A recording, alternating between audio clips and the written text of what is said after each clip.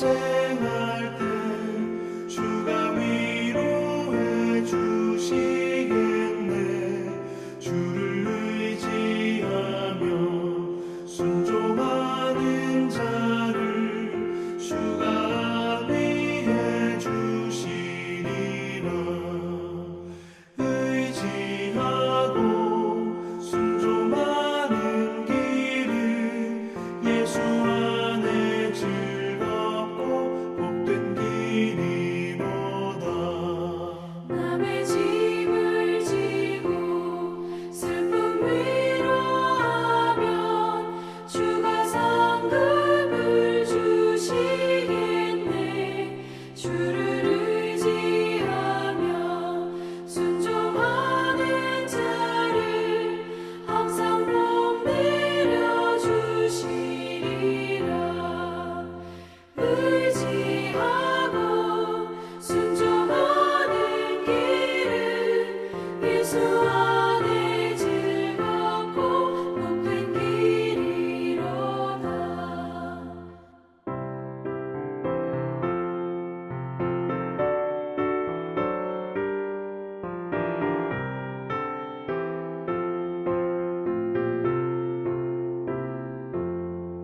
우리 받은 것을 주께 다 드리며 우리 기쁨이 넘치겠네.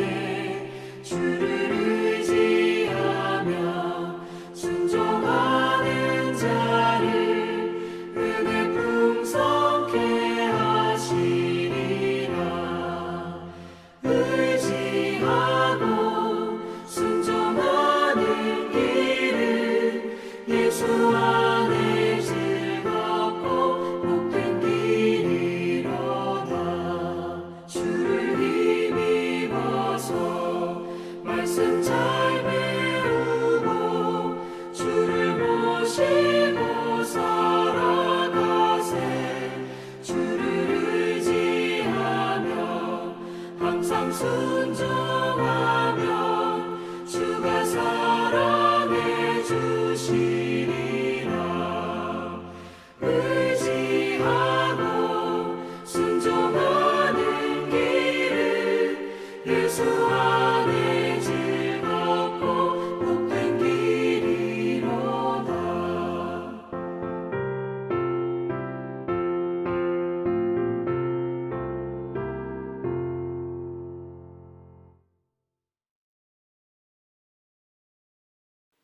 오늘 이 새벽 우리에게 주신 하나님의 말씀은 미가 4장 6절에서 8절까지의 말씀입니다.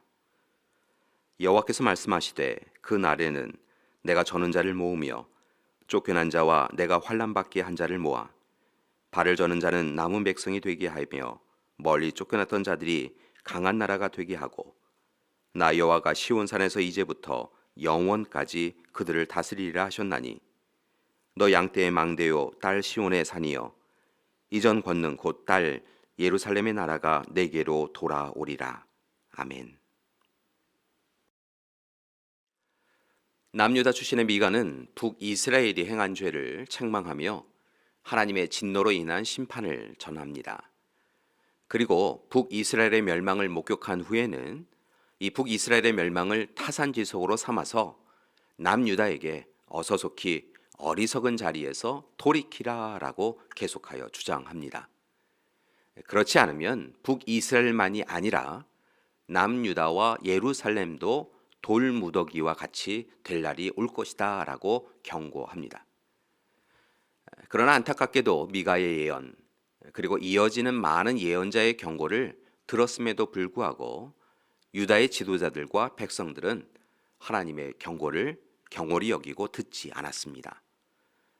이미 그들은 스스로 조절할 수 없는 탐욕과 욕망에 사로잡혀 있었기 때문이지요. 그리고 마침내 남유다도 바벨론에 의하여 멸망당합니다.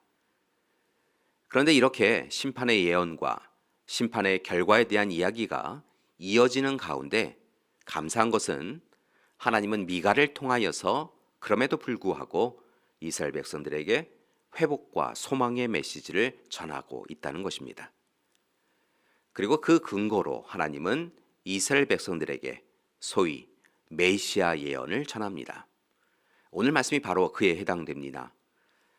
미가는 오늘 본문에서 소위 남은 자를 통해 회복하게 될 유다에 대하여 예언합니다. 즉 유다가 죄 때문에 멸망하지만 분명 하나님 앞에서 다시 회개하고 돌이킬 때 하나님 앞에 남은 자를 통하여서 하나님의 약속을 이루어 가시겠다는 것이지요. 6절과 7절의 말씀입니다. 그날에는 내가 저는 자를 모으며 쫓겨난 자와 내가 환난 받게 한 자를 모아 발을 저는 자는 남은 백성이 되게 하며 멀리 쫓겨났던 자들이 강한 나라가 되게 하고 나 여호와가 시온산에서 이제부터 영원까지 그들을 다스리리라. 그리고 한 걸음 더 나아가 무너진 도시 예루살렘을 회복하신다라고 약속하십니다. 그런데 이 가운데 조금 이상한 부분이 나옵니다. 말씀에서 하나님은 미가를 통하여서 저는 자들을 모으고 그들을 남은 백성이 되게 하신다라고 표현하고 계십니다. 이것이 이상합니다. 보통 유대법에서 저는 자들, 즉 몸이 불편하고 병이 든 자는 하나님께 가까이 오는 것이 금지되어 있었습니다. 왜냐하면 그들이 범죄하였기에 몸이 불편하게 되었다라고 생각하였기 때문이지요. 그런데 오늘 미가를 통하여서 하나님은 오히려 그들을 남은 백성이 되게 하시고 그들을 통하여 놀라운 일을 이루어 가신다라고 하신 것입니다. 하나님은 세상 사람들의 기준으로는 부족하고 연약하고 외면당하고 있는 이들을 통하여서 하나님의 일을 감당하게 하신다라고 약속하신 것이지요. 왜일까요? 그것은 바로 이 시간 바벨론에 있는 이스라엘 백성들이야말로 저는 자들이었기 때문입니다. 이스라엘은 스스로 의로울 수 있는 존재가 아니었습니다. 그리고 그들을 향한 징계는 타당한 것이었지요. 그들은 그들이 당하고 있는 일에 대하여 아무 변론도 할 수 없었습니다. 그러나 오늘 하나님은 그럼에도 불구하고 미가를 통하여 바벨론에서 상처받아 눈물 흘리고 힘겨워하는 자들, 삶에서 힘겨워하고 있는 자들을 소위 남은 백성이 되게 하시고 마침내 돌아오게 하여 주신다라고 약속하여 주신 것입니다. 그리고 그 증거로 더 큰 놀라운 은혜를 베풀어 주십니다. 그것이 바로 메시아 탄생에 대한 예고입니다. 하나님은 미가를 통하여 베들레헴 에브라다에 메시아를 보내어 주실 것이다 라고 약속하십니다. 그리고 그가 이스라엘을 영원히 다스리게 될 것이다 라고 확신하여 주시지요. 이처럼 미가는 역사의 절망스러운 시간에 하나님이 주시는 소망을 본 사람이었습니다. 그리고 백성들에게 그 희망이 사람에게서 시작하는 것이 아니라 오직 하나님에게서 시작하는 것임을 분명하게 알려주십니다. 특별히 하나님이 보내주실 메시아를 통하여 참된 구원이 이루어짐을 선포합니다. 따라서 교회 여러분, 오늘 우리도 힘겹고 어려운 시간을 보낼지라도 미가에게 주신 예언의 말씀, 특별히 메시아이신 예수 그리스도에 대한 예언을 붙잡으시고 하나님이 주시는 구원을 소망하며 희망을 품고 살기 원합니다. 더 이상 죄와 악으로 살아서는 안 됩니다. 교회 여러분, 오늘 우리는 탐욕과 욕망으로 가득 차서 멸망의 길을 걸어가는 세상을 향하여 하나님의 선택을 받은 사람들입니다. 어두워진 세상에 빛을 더하도록 부름받은 이들입니다. 따라서 이제 메시아께서 우리 가운데 오심을 바라보며 소망하고 또한 기다리며 살아가는 우리가 되기 원합니다. 그때 하나님께서 우리에게 분명 구원의 기쁨을, 회복의 기쁨을 허락해 주실 것입니다. 특별히 죄로 인하여서 절망의 상황을 겪고 있는 분이 계시다고 한다면 잊지 마시고 어서 속히 회개를 통하여 용서받으시고 새로운 삶을 살아가기 원합니다. 사랑하는 교회 여러분, 하나님은 우리에게 최악의 상황 가운데서도 희망을 주시는 분이십니다. 그래서 오늘 말씀에서도 하나님은 미가를 통하여 나라가 멸망하는 순간에 인류를 구원할 메시아를 예언해 주신 것입니다. 그리고 이제 미가와 백성들은 절망의 상황에 있어도 하나님을 통하여 메시아를 통하여 희망을 품을 수 있었습니다. 교회 여러분, 미가를 만나주신 하나님께서 남은 자들인 우리에게도 찾아와 주시고 우리의 삶을 이끌어 주실 것입니다. 그리고 메시아 예언을 통하여 주님 오심, 주님 다시 오심의 기쁨을 누리게 하시고 또한 종말론적 삶을 살아가는 우리를 이끌어 주실 것입니다. 따라서 오늘 하루도 오직 하나님과 동행하며 메시아이신 예수 그리스도께서 주시는 기쁨과 희망을 소유해 가시는 그런 하루가 되시기를 간절히 기도드립니다. 하나님이 우리와 함께해 주실 줄 믿습니다. 함께 기도하시겠습니다.